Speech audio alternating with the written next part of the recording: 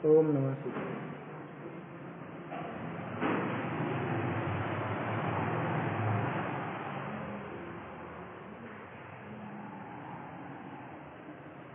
श्री जिन शासन गुरु नमो नाना विधि सुखकार आत्म हित उपदेश हरे मंगलाचार हरे मंगलाचार।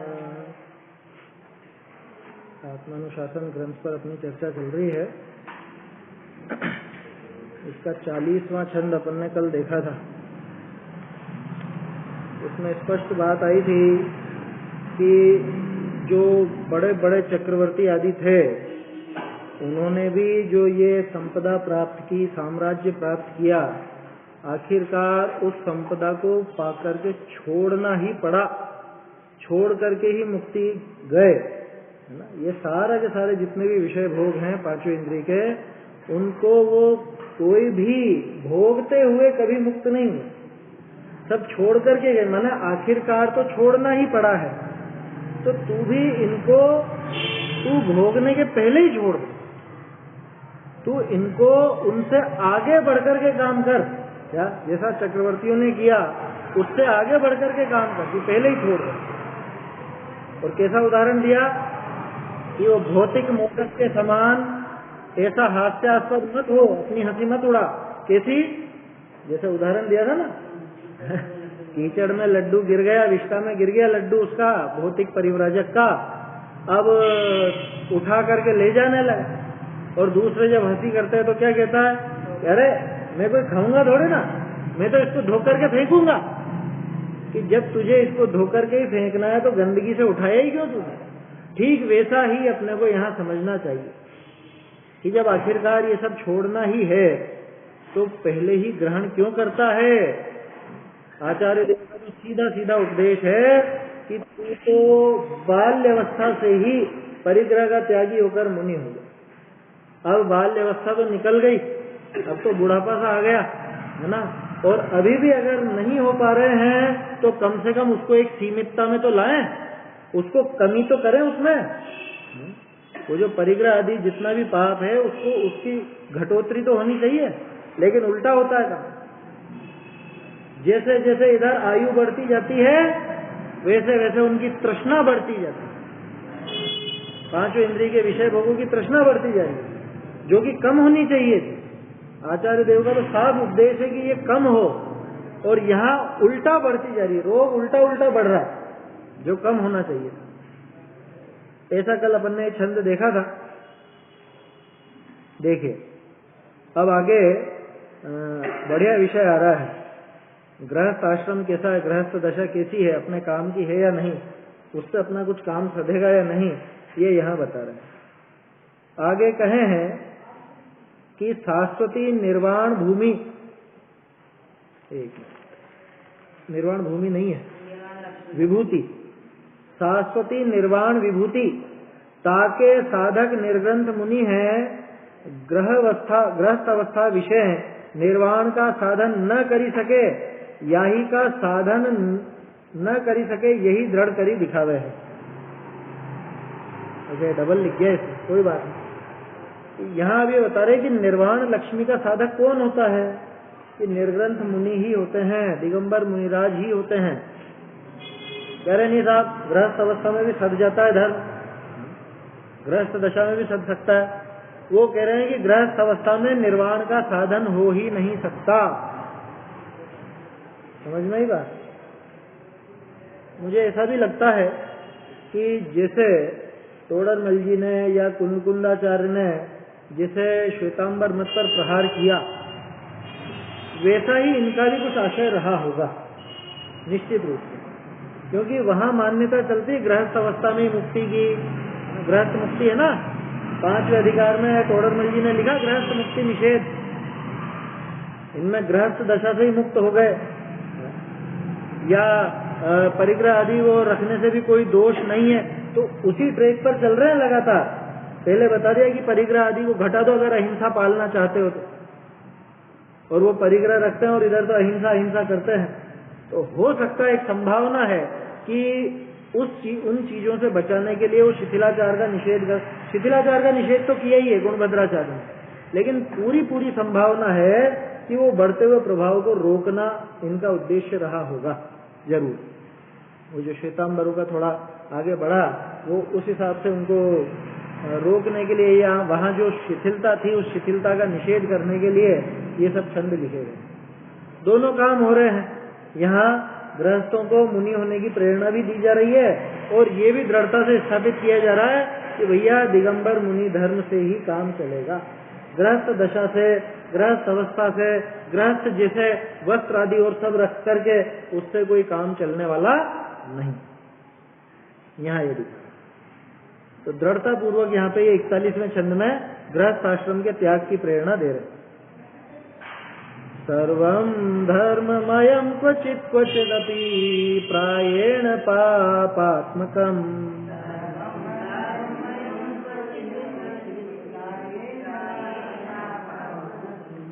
क्वाप्येतद्वयवत् करोति चरितं प्रज्ञाधनानामपि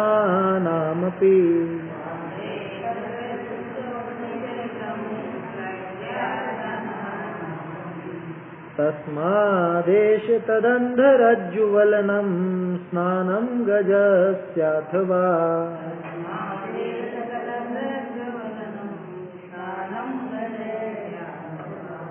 मत्तोन्मत्त विचेष्टितं न हि हितो गेहाश्रम सर्वथा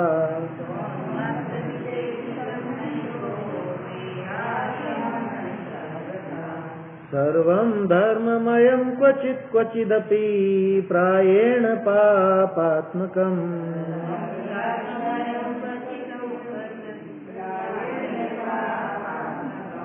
क्वाप्येतद्वयवत् करोति चरितं प्रज्ञाधनानामपि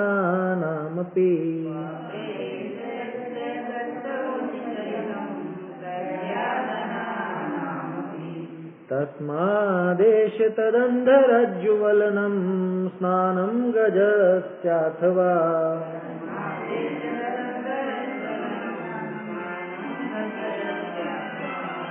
मत्तोन्मत्त विचेष्टितं न हि हितो गेहाश्रम सर्वथा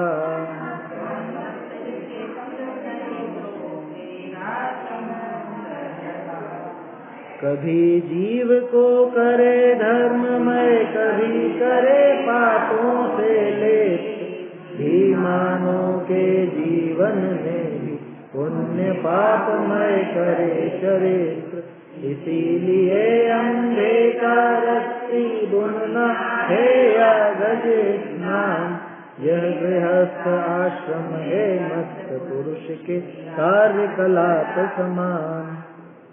क्या कह रहे हैं?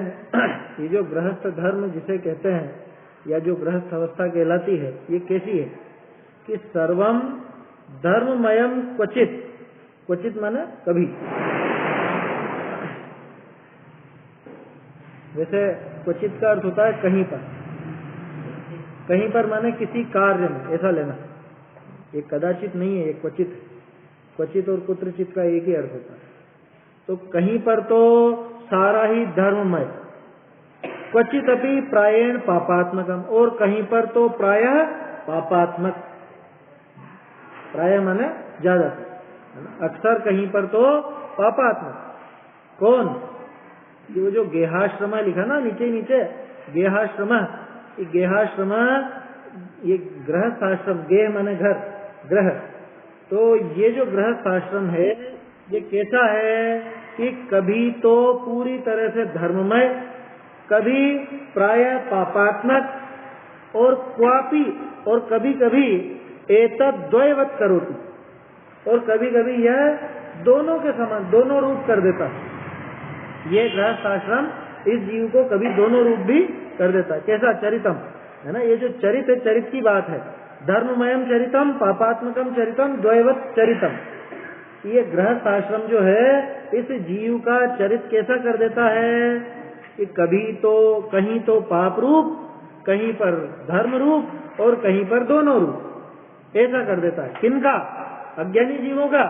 नहीं, प्रज्ञाधनानामपि, कि जो प्रज्ञा धन वाले हैं, माने जो बहुत बुद्धिमान है, ऐसे जीवों का भी ये गृहस्थ आश्रम में रहते हुए कहीं तो पाप रूप ही प्रवृत्ति होती है, कहीं धर्म रूप होती है, कहीं दोनों रूप होती है। ऐसा है गृहस्थ आश्रम, है ना। कहाँ पे कैसा होता है धर्ममय, कहाँ पर कि जैसे सामायिक आदि जो क्रियाएं हैं, है ना, सामायिक आदि पूरी तरह से धर्म रूप है, अगर सही है तो।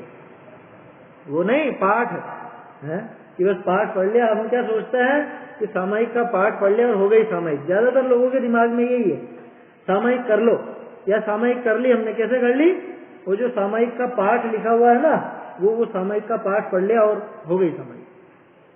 जबकि सामायिक तो उस पाठ में जो विधि बताई है उस विधि से होती है।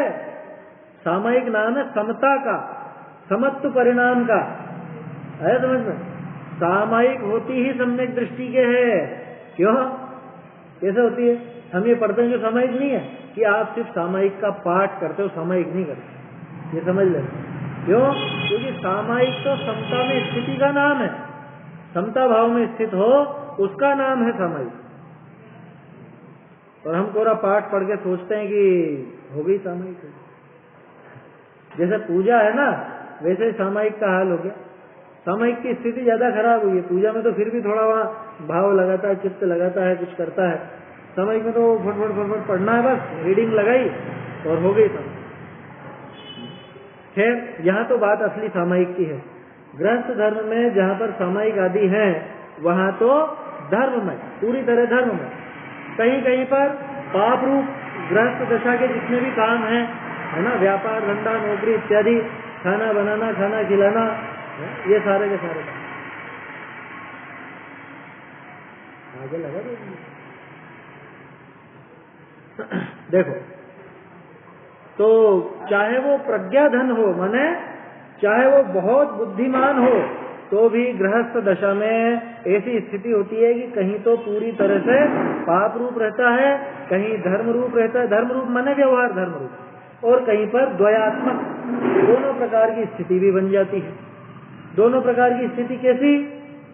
देखो, ये भी गजब की बात है। गुणभद्राचार्य ने इस तरफ इशारा दिया, जैसे जो भी हमारे आरंभिक कार्य हैं धर्म के, है ना, जैसे पूजा अपन कर रहे हैं तो पूजा के लिए द्रव्य आदि धोना करना, मंदिर निर्माण इत्यादि, या अपने जैसे विधान आदि का आयोजन या शिविर आदि का आयोजन, पंच कल्याणक आदि, ये सब कैसे है? ये द्वैवत बताया। द्वैवत का मतलब कि इसमें दोनों चीजें हैं, दोनों बातें शामिल है। पुण्य भी है और आरंभ रूप क्रिया भी है, तो दोनों तरह का काम भी इसमें। कौन सा पेज? ये लग रहा होगा ना, फ्लैप लग रहा होगा साहब, 38 नंबर पे, 38 नंबर पे, नीचे छंद है जो वो चल रहा। चलिए, तो जो बहुत बहुत ज्ञानी हैं उनकी भी स्थिति गृहस्थ दशा में ऐसी रहती है कि कहीं तो पाप रूप, कहीं धर्म रूप, कहीं दोनों रूप। तो इसलिए कैसा है ये गृहस्थ धर्म, कैसा है गृहस्थ दशा, कैसी है? तस्माद एष गेहाश्रम, इस वजह से ये जो गृहस्थ आश्रम है कैसा है? तद अंध रज्जु वलनम, अंध माने अंधा, रज्जु माने रस्सी, वलन माने बटना, रस्सी बटते हैं ना, रस्सी को कैसे वो गूंथते हैं, करते हैं, जो क्या बोलते हैं इनको, रस्सी बनाने का जो छोटे इनके गांव में जो काम चलता है ना, स्मॉल स्केल इंडस्ट्री ऐसा कहा जाता है ना, और भी कुछ नाम आता है, लघु उद्योग है ना, लघु कुटीर उद्योग, लघु उद्योग, इस तरह के नाम आते हैं। तो वो जो मान लो कोई अंधा हो, इधर से तो बढ़ता जाए और उधर पीछे से वो रस्सी खुलती जाए, ऐसा होता है ना, या इधर तो बढ़ता जा रहा है और पीछे से बकरी उसको चबाती जा रही है, बकरी चबाती जा रही है, बेल खाता जा रहा है, जो भी है। तो अंधे का रस्सी बटना किस काम का? कि इधर बढ़ता है और उधर बिगड़ती, ऐसा। दूसरा, स्नानम गजस्य अथवा, अथवा ये तो गज का स्नान है, गज स्नान समझते हो? गज स्नान ऐसा होता है कि पहले तो हाथी नहाता है और नहाने के बाद वो सारी मिट्टी वगैरह डाल लेता है, वो पूरा ऐसा ही काम करता है, नहाने के बाद मिट्टी वगैरह डाल लेता है। आया समझ में? वो बात नहीं करनी अपने को कि वो ठंडक के लिए करता है, वो तो उसकी साइकोलॉजी है। अपन तो इस दृष्टिकोण से देखे हैं कि नहाया धोया और फिर वापस से गंदा। उदाहरण इसी रूप में लेना, तो इसलिए नहीं लेना कि वो ठंडक के लिए करता है कि उसके लिए, वो बात नहीं करनी है। बात यह है कि पहले नहाया था, साफ सुथरा हो गया था, अब वापस से मिट्टी डाल करके गंदा हो गया। यही दशा गृहस्थ आश्रम में होती है, आया समझ? ये की यही दशा होती है। तीसरा, मत्त उन्मत्त विचेष्टितम। जैसे मत्त उन्मत्त माने कि जिसके कोई नशा चढ़ा हो, है ना, मद से जो उन्मत्त हो गया हो। मत्तोन्मत्त माने मदोन्मत्त, कि कोई नशा करके जो उन्मत्त हो गया, वो उन्मत्त कैसी चेष्टा करता है, देखा नहीं क्या? नाली में पड़े हुए देखे होंगे ना कई बार, क्या है? अच्छा, अभी भी पड़ा हुआ है तो क्या करें, देखो जगत की दशा ऐसी है, नशा करने वाले की स्थिति ऐसी होती है, कुछ सुध बुध रहती नहीं है, कहीं पे चल जाएगा, है ना, पड़ोसी के घर में घुस जाएगा, वहाँ कहेगा अरे दरवाजा खोलो, खाना रखो, ये रखो, वो रखो। किसी भी स्त्री को पकड़ लगा कि अभी तक तूने खाना नहीं बनाया मेरा, है, कुछ भी कर सकता है वो, मत्तोन्मत्त है। हाँ, स्पष्ट है ना। कई जगह उदाहरण आता है, माता को पत्नी कहता है, कभी पत्नी को माता कहता है, कुछ भी कह देता है, उसे कोई भी बेवकूफ बना देता। बेवकूफ क्या बना देता, खुद ही तो बना है खुद के द्वारा। तो मत्त उन्मत्त की चेष्टा है ये, कि कभी तो वो काम करता है, कभी कुछ और करने लगे। जैसे भांग पी ले कोई, और कभी तो हंसता रहे तो हंसता ही रहे, और रोने लगे तो रोते ही रहे, कभी हंसते हंसते रोने लग जाए, रोते रोते हंसने लग जाए, ऐसी विचित्र दशा होती है। ये कि ये दशा हम लोगों की है, गृहस्थ दशा। क्या इधर तो हमने रस्सी बटी, कैसी रस्सी बटी? अरे ये धार्मिक कार्य सारा का सारा, है ना, ये जो हमारे मंदिर में दर्शन, पूजन, भक्ति, स्वाध्याय या व्रत, तब उपवास आदि करे, एक तरफ तो ये काम किया, ये रस्सी बटी, और उधर पीछे उसके बाद विषय भोगों में लग जाते हैं, वो सारी की सारी रस्सी उधड़ गई। नहीं होता है? 10 लक्षण के बाद सबकी यही दशा होती है। 10 लक्षण में रस्सी बढ़ते हैं, और 10 लक्षण के बाद वो पूरी रस्सी खुल जाती है, चबा दी जाती, अथवा इधर तो करते जा रहे हैं और उधर पाप चलता जा रहा है किसी। दूसरा, गज का स्नान, नहा धो करके फिर उसी काम में लग जाता है, वापिस से गंदा हो जाता है। तो नहा धो करके जैसे वो गंदा हुआ, ऐसे ही हम ये थोड़े बहुत शुभ भाव करते हैं, दिन में 2-1 घंटा, जो भी जितना भी बनता है जिसका, और बाकी फिर उसके वहां से गए और फिर वापस उसी में लग गए। क्या करेंगे यहाँ से जाके? किसी की टीवी चालू हो जाएगी, किसी का मोबाइल चालू हो जाएगा, किसी की और बातें चालू हो जाएंगी। यही होता है भाई। शुभ के बाद अशुभ ही आता है ना, शुद्ध की दशा तो आई नहीं, तो शुभ के बाद ये अशुभ, अशुभ के बाद शुभ, यही चलता रहता है। कैसे? तो सबके चलता कि नहीं, एक दशा है जहां पे ऐसा नहीं चलता। कहां पे? कहां नहीं चलता? मुनि दशा में। मुनि दशा में अशुभ नहीं आता, वहां शुभ के बाद शुद्ध आ जाता है। इसलिए वहां पे गज स्नान जैसी स्थिति नहीं अपनी है, क्योंकि अपनी तो कंडीशन वास्तव में ऐसी है ना, न चाहते हुए भी यही होगा। क्योंकि यहां से घर पे जाओगे तो घर के कामों में लगना ही लगना है, आया समझ में? 5 इंद्रिय के विषय भोगों में लगना ही लगना है। इसीलिए तो कह रहा है, ये कोई जान करके करे ऐसा नहीं कह रहा है, तू जान करके मत कर तो भी होंगे। क्या कि तू तो नहाएगा और वापस से गंदा होना ही होना है नहाने के तुरंत बाद। ऐसा ये गृहस्थ धर्म है। तीसरा कैसा होता है? मत्तोन्मत्त, मदोन्मत्त है बिल्कुल, कभी कैसी चेष्टा करता है, कभी कैसी। देखते नहीं कि कभी तो अपने कैसी विरक्ति आ जाती है बात सुन सुन करके, कभी तो कैसा एकदम मन लगता है तत्व में, तत्व विचार में। कोई अपना करीबी या कोई ऐसा मिलने वाला या कोई धर्मात्मा जीव गुजर जाए, मर जाए, तो कैसे वहां पे कह रहे देखो तो सही, विरक्त हो जाता है जी। और फिर थोड़ी देर बाद तो फिर वापस से विषय भोगों में और इन्हीं में लग गया। ये मत्तोन्मत्त की दशा, कि कुछ होश नहीं है, आया समझ? इसलिए कैसा है? नहीं हितो, है ना, नहीं हितो सर्वथा, कि सर्वथा यहाँ पर हित है ही नहीं, कथनचित तो है। कह रहे सर्वथा कह दिया ना, फिर कथनचित नहीं लगेगा। समझ में ही बात? तोड़रमल जी इसी तरह का प्रयोग करते हैं, बिल्कुल संस्कृत की तरह।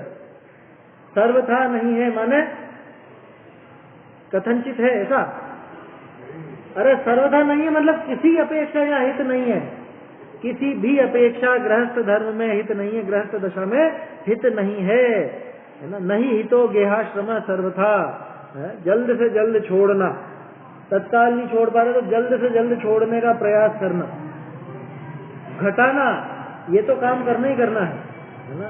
जो भी अपने लौकिक कार्य हैं उनमें घटाने का समय है, बढ़ाने का समय नहीं है, फैलाने का समय नहीं है, सिमटने का समय है। ये मनुष्य पर्याय मिली है, ये संसार समेटने के लिए मिली है। और मैं तो पागलों की तरह और फैलाता ही जाऊं। अभी 1000 कमाए, अब लाख कमाऊंगा, लाख कमाए तो 10 लाख कमाऊंगा, फिर करोड़ कमाऊंगा, यहाँ एक मकान है, एक मकान वहां भी बनाऊंगा, और इस शहर में दूसरे शहर में भी बनाऊंगा, जितने धार्मिक स्थल है सब जगह एक एक फ्लैट लेकर के रखूंगा। चलती है ना योजना, आगे से आगे चलती रहती। बाबूजी ने तो बहुत फटकारा है क्या। वो एक क्लिपिंग बनाई थी, पहले बनाई क्या थी, मतलब उनके प्रवचनों में से छांटते थे ना अपन, एक 6-6.5 मिनट की है लगभग। बहुत बोला उनने, तो वो धार्मिक क्षेत्र के लिए बोला कि जैसे लौकिक में कि अब ये हो गया, अब ये काम करना है, अब ये काम हो गया, अब ये करना है, अब ये कर लिया, अब ये करना है, ऐसे धार्मिक क्षेत्र में भी पागल हो जाता होता है कई बार कि यहाँ बना लिया, अब एक उस कोने में भी अपन जिनालय बनाएंगे, यहाँ बना लिया, अब वहां भी बनाएंगे, वहां भी बनाएंगे, वहां भी बनाएंगे। अब ये हो गया, अब एक काम करो स्वाध्याय भवन भी बनाओ अलग से, स्वाध्याय भवन बन गया तो अब एक काम करो पाठशाला के लिए अलग से भवन बनाओ, या ये आयोजन हो गया, अभी आयोजन करना है। अब 2-3 महीने हो गए कोई शिविर नहीं लगा, अब ये शिविर लगाऊंगा, अब ये करूंगा, ये करूंगा। आत्महित का बिल्कुल विचार नहीं होता, पूरा आयोजनों में बुद्धि घूमती। अरे उन्होंने तो उस शुभ भाव तक की कही है ना, आचार्य देव तो अभी जबकि गृहस्थ धर्म की कह रहे हैं यहाँ कि भैया ये समेटने का है, समेटने का, जैसे तो छोड़ने का है। क्या आचार्य देव नहीं कह रहे समेटने की, ये तो कह रहे छोड़, ये तो अपन निकाल रहे हैं गली समेटने की। क्या करें, अभी तत्काल में नहीं छूट रहा ना, तत्काल में मुनि दशा आ नहीं रही है, ऐसे भाव बन नहीं रहे हैं, क्या करें। मतलब आश्चर्य होता है कितनी बार कि अपना चित्त कितना ढीठ है, ये वास्तव में विचार करना चाहिए था, हम कितने कितने ढीठ हैं। ऐसा सब सुनकर के भी जरा विरक्ति नहीं आती तो कितनी अपनी ढिठाई है। छोटा सा उदाहरण, पहले के लोग पुराण में अपन पढ़ते हैं, एक सफेद बाल दिखा और वो विरक्त हुए, और यहाँ तो सफेद बाल दिखे तो उस सफेद बाल को उखाड़ फेंको, या उस सफेद बाल को रंग लो, है कि नहीं। ये कैसा है? भूधर दास जी ने तो बहुत सुंदर वर्णन किया है, क्या कि ये सफेद रंग का झंडा है मृत्यु का, मृत्यु की फौज आ रही है। ये सबसे पहले जो दूत आता है ना, दूत, ये मृत्यु का दूत है, ये सफेद झंडा लेकर के आया, संधि के लिए नहीं, ये तो निशानी है उसकी। और हम तो उसी को रंग के सोचते हैं कि हम तो अभी और जिएंगे, जवान है। ये तो एक उदाहरण है छोटा सा, ऐसे ही और जगह भी हमको लगाना चाहिए। पहले के जमाने में इतनी चीजें देख करके कितनी आसानी से विरक्ति आ जाती थी, सोचो तो सही। और आज हम ऐसे हो गए हैं, ये व्हाट्सएप और इनके जमाने में इतने सब वीडियो देखते हैं कि और चलते चलते ही मर गया है, बैठे बैठे ही मर गया, खाते खाते ही मर गया, काम कर रहा था टेबल पे ही यूं का यूं ही रह गया, भोजन करते करते ही रह गया, अच्छा भला आदमी गुजर गया, और हमको विरक्ति नहीं है। पहले तो ऐसा होता था, वो कोई घर का विरक्त हो तो पूरा घर का घर, वो जम्बू स्वामी के तो सारे के सारे दीक्षित हो गए, वो चोर भी दीक्षित हो गया है, वो चोरी करना है वो तक दीक्षित हो गया। ये थी भावों की विशुद्धि, और हमारे भावों में विशुद्धि नहीं होती।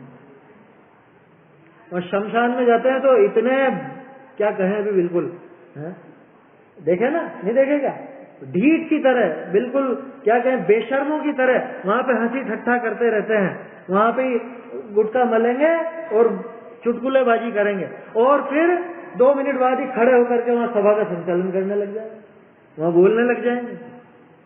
ऐसे ऐसे लोग हैं गजब। मैं तो अभी पिछली बार गया, जो अब आदत है अपनी, तो कुछ भी दिखता है तो पढ़ते हैं अपन, और शमशान में लिखा हुआ है कि शव यात्रा में हास्य करने वाला नरक का पात्र होता है। ये तो अन्य मतियों ने लिखा, जैनियों का नहीं है कोई बात। और वहां पे वहीं उसी के नीचे बैठ के उनकी हंसी चलती है। गजब, ऐसे ऐसे लोग हैं। हाँ, तुम भी खाओ, ये लो ये मला और तुम भी खाओ। गजब हो गया। मतलब कितनी ढिठाई है, सोचो चित्त की विशुद्धि कहाँ चली गई। बिना उस विशुद्धि के कैसे, विशुद्धि का अर्थ अकेला शुभ भाव नहीं है, विशुद्धि का अर्थ है यहाँ पे कषायों की ऐसी मंदता कि उस जीव को वो बात उतरे, गले में उतरे। कैसे उतरेगी इसको ये बात बताओ, है? हाँ, मुर्दा वहीं पे ही है उसका। अरे थोड़ी तमीज तो हो, बिल्कुल बदतमीजी है, बदतमीजी, बेशर्मी की हद है। वहाँ उधर तो परिवार वाले रो रहे हैं और इधर पूछ रहे हैं भाजपा का बोर्ड बना कि कांग्रेस का। गजब है, मैंने की बात, यही बातें मिली, यही जगह मिली ये बातें कर। ये है चित्त की ढिठाई। खैर ये तो दूसरों का उदाहरण है, अपन उनकी तरफ क्यों देखें, अपन तो अपनी बात करें। क्या हमने ऐसा आश्चर्य नहीं देख लिया? क्या किसी को मरते हुए नहीं देख लिया अपन ने? या किसी की बीमारी नहीं देख ली है? एक झटके में कैसे बीमार पड़ता है आदमी नहीं देखा है? एक सेकंड में, अरे एकदम क्या हो गया ये, अभी तो अच्छे भले चल रहे थे, ये क्या हुआ, पैर कैसे रह गया इधर का? तो वैसे ही क्या अपना हाल नहीं है क्या? प्रत्येक के शरीर में एक एक रोम में 96 रोग तो प्रत्येक के हैं। ये बात अलग है कि अभी प्रकट नजर नहीं आ रहा, असत्ता का उदय आते ही सिर उठा लेते। हमारा भी तो वैसा ही शरीर है ना, सबका ही वही तो शरीर है। तो जो किसी को भी बीमारी हो सकती है, क्या वो हमको नहीं हो सकती? सबको हो सकती है। लेकिन आश्चर्य की बात है तो भी चित्त में विरक्ति नहीं आती। यह है मत्तोन्मत्त विचेष्टित, यह है गृहस्थ दशा की क्या कहें दुष्टता, और खास तौर पर पंचम काल में। ये सब पढ़ने के बाद भी चित्त में विरक्ति क्यों नहीं आती? आचार्यों के इतना समझाने के बाद भी हमारा चित्त जरा सा भी विरक्त नहीं होता, जरा भी हमको लगता ही नहीं है, गले ही नहीं उतरती है बात। बस तालियां पीट लेते हैं, वाह वाह वाह वाह कर लेते हैं और हो गई स्वाध्याय, बस छुट्टी। स्वयं के कल्याण के लिए उसका मतलब ये मुझे कैसे हितकारी है, मुझे इसमें से क्या ग्रहण करने योग्य क्या नहीं। तोडरमल जी ने लिखा ना, ये विचार ही नहीं करता। शास्त्र उसका सम्यक ज्ञान के अन्यथा रूप में ही थी बात। शास्त्राभ्यास के प्रयोजन का विचार ही नहीं करता। बस पढ़ना है, करना है, कर लिया, पढ़ लिया, पढ़ा दिया, सुन लिया, सुना दिया, हो गया काम। भाई वो अपने को अंदर में लगनी चाहिए बात, और अंदर में लगेगी तब जब विशुद्धि हो। और अपन दूसरे तरह के व्यक्ति हैं, पहली तरह के नहीं है। सहज विशुद्धि प्राप्त नहीं अपने को अपने चित्त को उस विशुद्धि की तरफ लगाना पड़ेगा, बुद्धिपूर्वक लगाना पड़ेगा, है समझ। इसलिए समेटने का समय, फैलाने का समय नहीं। ज्यादा से ज्यादा बचने की कोशिश करना लौकिक कार्यों से, ज्यादा से ज्यादा दूर रहने की कोशिश करना लौकिक कार्यों से। अपने को बहुत ज्यादा इन्वॉल्वमेंट बिल्कुल भी नहीं करना चाहिए, है ना। एक सीमितता में जितना हो जाए ठीक है साहब। अब व्यापार धंधा तो होगा, वो सब बातें होंगी, लेकिन उसमें भी सीमितता में जितना हो जाए उतना ठीक है। बहुत ज्यादा इच्छा नहीं रखना। क्यों? क्योंकि इच्छाएं तो किसी की भी पूरी हुई नहीं है, तो पढ़ ही चुके हैं ना अपन। आशा करता है प्रति प्राणी। बहुत ज्यादा उमंगे नहीं रखना कि मैं तो ये भी करूंगा और मैं तो ये भी करूंगी और ऐसा भी बनाऊंगा और ऐसा भी आयोजन करूंगा या करूंगी। बहुत ज्यादा विस्तार करने का नहीं है, समेटने का समय है, फैलाने का बिल्कुल भी नहीं। और यहाँ तो सभी फैलना चाह रहे हैं। क्या आज के जमाने में सभी फैलना चाह रहे हैं, सब उजागर होना चाहते हैं। कोई ग्रहण करके खुद का कल्याण नहीं करने की वो भावना तो है ही नहीं। अपने विद्वानों से बहुत प्रेरणा लेनी चाहिए। जयचंद जी आदि जो हुए हैं और दूसरे विद्वान हुए, इन सबसे इनका जीवन पढ़ता रहना चाहिए, इनकी जीवनियां पढ़नी चाहिए। कल भी बात की थी अपन ने जयचंद जी के बारे में, कल या परसों सब करी। अपने को ये रहना चाहिए कि भाई ज्यादा अपने को फैलना नहीं है, ज्यादा फैलाना नहीं है। जो बाबूजी कहते हैं ना सूक्ष्म और तीक्ष्ण करो, तो उसका आशय यही है कि एक तो फैलाओ मत, विस्तार ज्यादा मत करो, बारीकी पे आओ, बारीकी पे समेटते जाओ। लौकिक कार्य भी समेटते जाएं, रिश्तेदारियां भी समेटते जाएं। कह रहे ऐसे क्या सब छोड़ छाड़ के बैठ जाएंगे? ये तो सब छूटे छुटाए हैं, कौन छोड़े और क्या छोड़े? आप नहीं छोड़ोगे तो ही छूटे हुए हैं। कौन साथ रहने वाला है बताओ? एक जना बताओ राजचंद्र जी ने बोला ना कि जिंदगी थोड़ी है, हाँ, तो जंजाल लंबा है, कम कर तो जिंदगी लंबी सुख लगेगी। रूपी जिंदगी लंबी लगेगी। हाँ, क्या कहा? राजचंद्र जी का वचन है, जिंदगी थोड़ी है और जंजाल लंबा है, तो जंजाल को कम करे तो सुख रूपी जीवन लंबा लगे। ज्ञानी होंगे तो सबके यही वचन आएंगे, और अज्ञानी है जिसको कह रहे नहीं नहीं सब होता है, रिश्तेदारी भी तो कुछ चीज होती है, समाज वमाज भी तो कुछ होता है कि नहीं। एक जना बताओ जो आपके जन्म से लेकर मृत्यु तक हमेशा साथ रहता, एक जना, एक भी नहीं मिलेगा। पति पत्नी की शादी के पहले नहीं थे वो बाद में, बच्चे कि वो तो और बाद में, माँ बाप कि माँ बाप पहले अकेले थे, हम बाद में मिले, और वो गुजर जाएंगे हम रहेंगे उसके बाद। अमूमन ऐसा ही होता है, कोई ना कोई तो सब छोड़ ही जाता है आपस में। कौन हमेशा साथ रहा? पिछले भव और अगले भव की बात नहीं कर रहा हूँ, इसी भव की बात कर रहा हूँ। इस भव में कौन साथ रहेगा हमेशा? इस भव में जब कोई हमेशा साथ नहीं रहता तो क्या करना ज्यादा रिश्तेदारी फैला के? सीमितता में ले आओ, सीमितता में। क्यों? क्योंकि ये रिश्तेदारी तो यहीं छूटने वाली है। क्या एक साधर्मी का साथ वो हमेशा तक चलता है समझ में? अगर विधर्मी हो ऐसे रिश्तेदारियों से थोड़ा सा दूर ही रहना भला है, ज्यादा उनमें शामिल होना भला नहीं है, ज्यादा विस्तार करना भला नहीं है कि आप भी हमारे आओ, आप तो आते ही नहीं हो, हैं? कितने वर्षों हो गए आए हुए, तो क्या करना चाह रहा है बोला? वो कहेगा तो मेरा रात में खिला, मुझे खिलाएगा? वो कहेगा मेरे लिए पान लेके आएगा? तो जब वो काम नहीं करना तो ऐसो से दूर से ये जिन्हें कर ले। जो साधर्मी हो उनसे जरूर वो बनी रहेगी अपने आप, क्योंकि वो रिश्तेदारी की वजह से नहीं बनी हुई है, वो साधर्मी बनने की वजह से बनी हुई है समझ में? तो ये चीजें अपने को वास्तव में, ये गृहस्थ आश्रम की एक तरह से क्या कहें, इसकी जो निंदनीय पना है, इसकी जो ये गृहस्थ आश्रम की साफ शब्दों में कहे तो नीचता है, वो यहाँ पे आचार्य देव दिखा रहे कि इसका हल्कापन है गृहस्थ दशा का। इसलिए गृहस्थ दशा रहने लायक नहीं है, छोड़ने लायक है। जल्द से जल्द जिसको मौका लगे छोड़ देना, छोड़ जाना है समझ, जैसा भी मौका लगे, क्योंकि ये गृहस्थ आश्रम में हित जरा भी नहीं है। ये तो अंधे का रस्सी बटना है, या गज का स्नान है, या उस मदोन्मत्त की चेष्टा के लिए, ऐसा है। छंद सरल है लेकिन विचार नहीं है, विचार जितना करो उतना कम है। चित्त में विशुद्धि हो तो गृहस्थ दशा में दुख लगे, अभी तो यहाँ दुख लगता ही नहीं। शादी ब्याह में देखो ना कितनी उमंगे रहती है लोगों को, कैसी उमंग रहती है। बूढ़ों को भी उमंग रहती है खूब, चलो वहां जाएंगे, वहां रिश्तेदारी में शादी है, दूर की जाने कहाँ की रिश्तेदारी, और उसमें भी होकर आएंगे 60, 70 साल के हो जाए, 80 साल के हो जाए, उसके बाद भी आना जाना नहीं छूटे शादी ब्याह। तो भैया अब आत्म कल्याण करने का समय है, फैलाने का समय नहीं है। हो गया ना, घर वाले बहुत है, वो करते रहेंगे जो करना होगा, ज्यादा नहीं पड़ना पछड़ो। सिर्फ एक शादी ब्याह की बात नहीं, सारी चीजों में, व्यापार आदि में भी भागचंद जी से प्रेरणा लेनी चाहिए।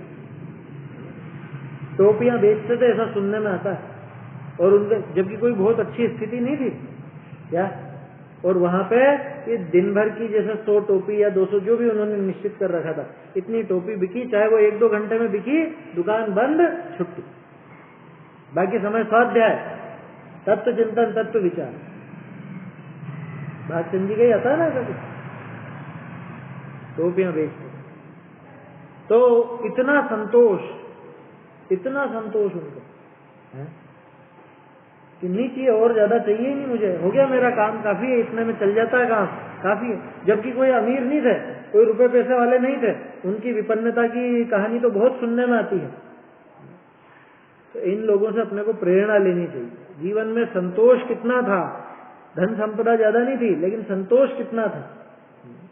धरि हृदय संतोष करहु तपस्या देह से, क्या हृदय में संतोष धारण करके वो अपने आप तप होता है। क्यों, कैसे होता है? इस लाइन का आशय समझे कि नहीं समझे? धरि हृदय संतोष करहु तपस्या देह, का क्या मतलब?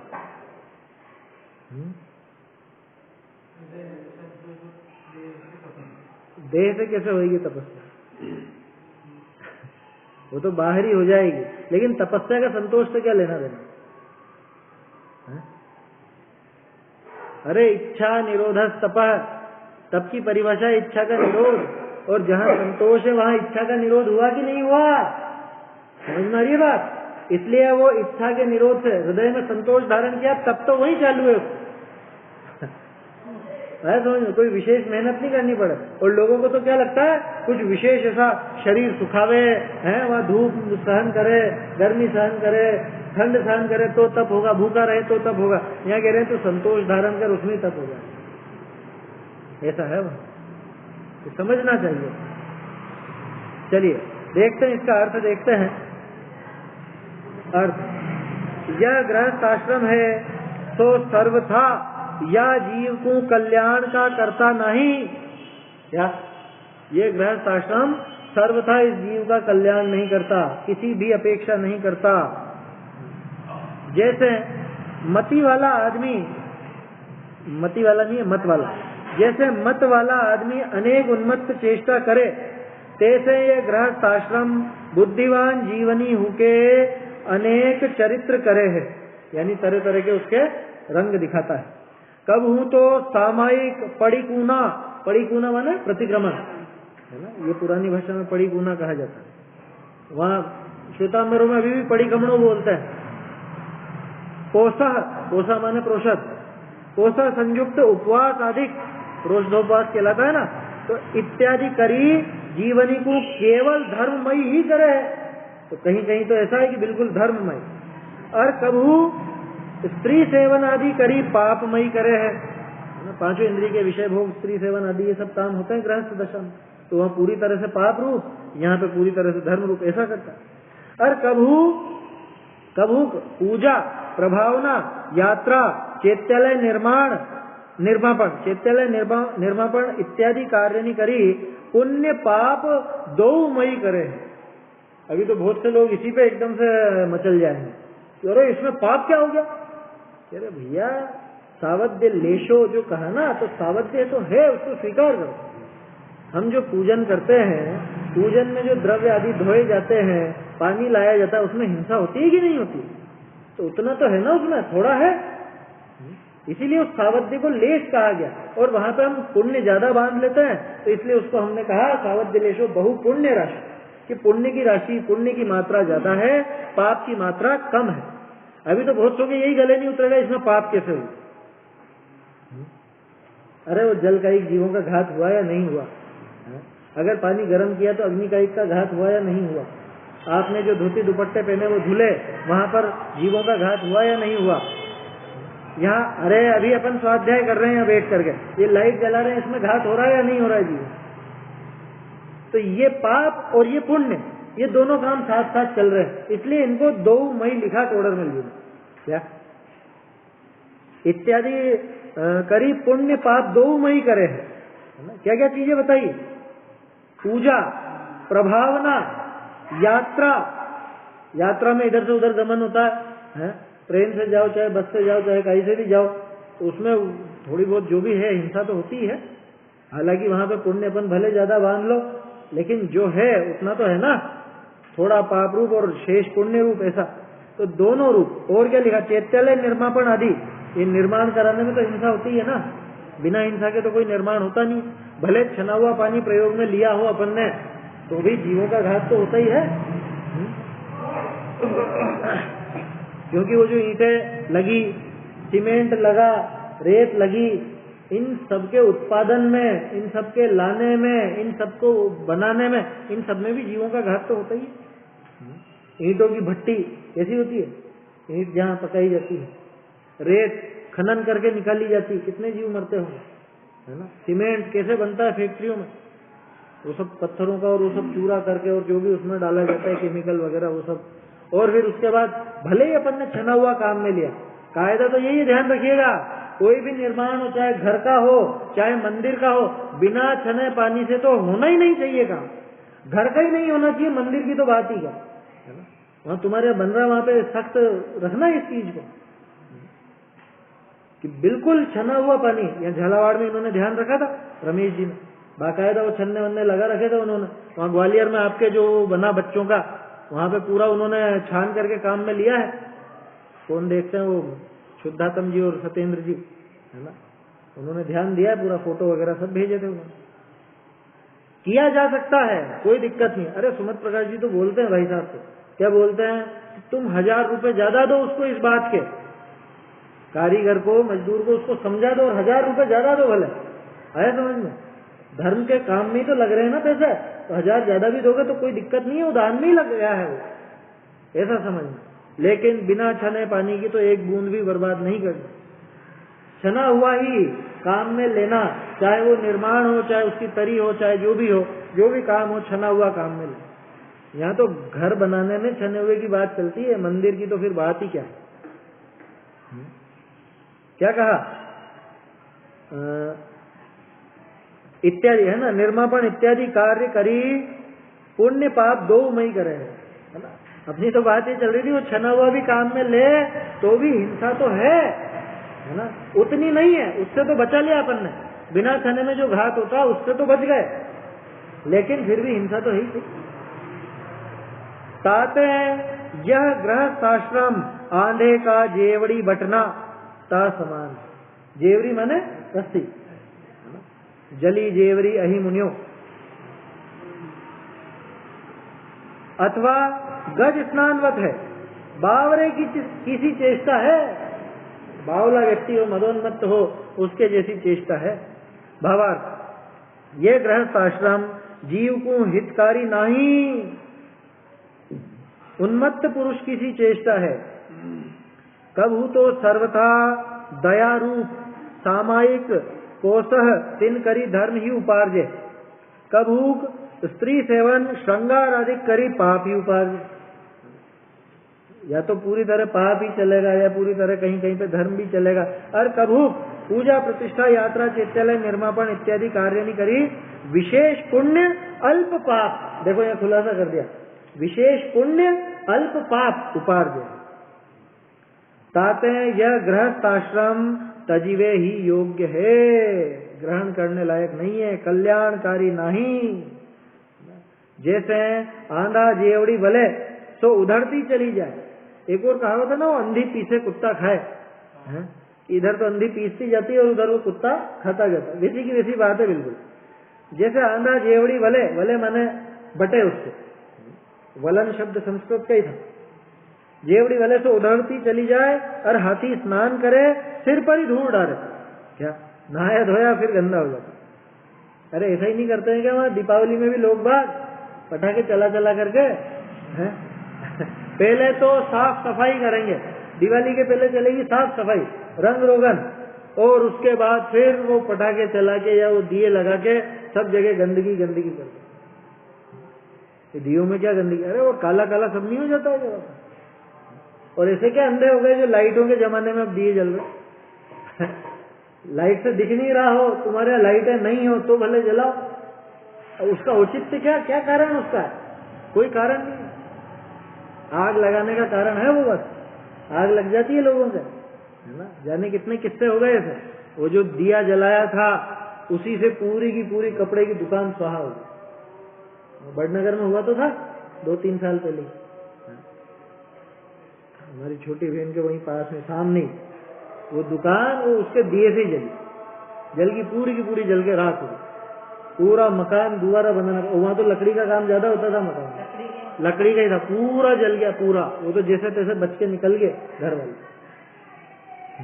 ऐसी स्थिति हो जाती है। तो वो भी ऐसा ही है नहाया धोया फिर गंदा होता है, साफ करा हुआ मकान फिर गंदा करते हैं, त्योहार के नाम पे, उल्लास के नाम पे। ये क्या पागलपन है? ताते उन्मत्त चेष्टा है। आगे कहे है कि शाश्वती मोक्ष संपदा तिसका जो साधक होए, कि शाश्वती मोक्ष संपदा तिसका जो साधक होए, तो उपकारी कहिए यह गृहस्थाश्रम शिव संपदा का साधक नहीं। कहते हैं यह विषय जीव का हित नहीं, ये गृहस्थ अवस्था क्या है? अर्या विषय क्या है? असी मसी कृषि तो आगे, उसके बाद क्या है? आदि। नहीं, अगले श्लोक का आ गया ये प्रकरण तो। अर्य विषय असी, अच्छा अर या विषय है ये, ठीक है। ये गृहस्थ अवस्था अर या विषय माने इसमें जो असी कहिए खड्ग है ना, हाँ ठीक है, खड्ग एक ही बात है। खड्ग वृत्ति और मसी कहिए स्याही, ता करी लिखन वृत्ति और कृषि कहिए खेती और वाणिज्य कहिए व्यापार, तो सब दुख के ही साधक हैं, इनमें सुख का साधक को नहीं, ऐसा दृढ़ करी दिखावे। ये तो अगले छंद की उत्थानिका है। क्या कहा कि भैया जो मोक्ष संपत्ति का साधक होता है उसको उपकारी कहते हैं। अब ये बताओ, गृहस्थ दशा से मोक्ष संपत्ति सदती है क्या? कि ये तो रंच मात्र भी उपकारी नहीं।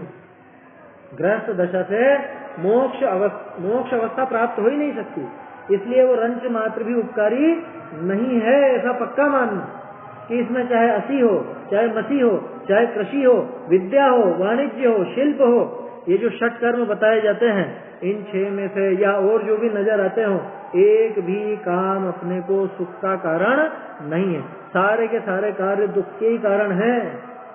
कुल मिला के आचार्य देव ये कहना चाहते हैं कि गृहस्थ दशा में कुछ भी काम सुख देने वाला नहीं, इसलिए इसको अति शीघ्र छोड़ देना चाहिए। चलिए, है ना, ये छंद अब अपन आगे कल देखेंगे, अभी समय हो गया है, जल्दबाजी में कोई मतलब नहीं लेगा।